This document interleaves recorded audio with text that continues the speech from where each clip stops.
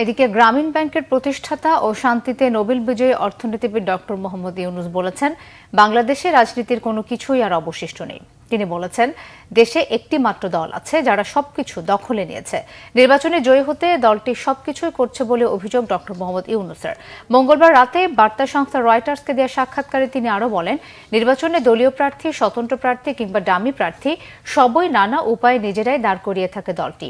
শ্রম আদালতে চলা অর্থ আত্মসাতের মামলা সম্পর্কে ডক্টর মোহাম্মদ ইউনূস বলেন, মামলাটি সাজানো এবং গল্পে পরিপূর্ণ।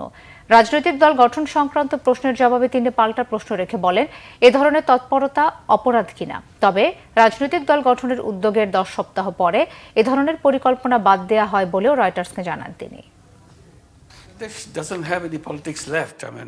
দেশে রাজনীতির কিছুই বাকি নেই। দেশে একটি মাত্রই দল কার্যকর রয়েছে, তারা সবকিছুই দখল করেছে। তারা নির্বাচনে জয়ী হতে নিজেদের মতো করেই সব করে যাচ্ছে। দেশের রাজনীতি মূলত এখন আর দৃশ্যমান নয়।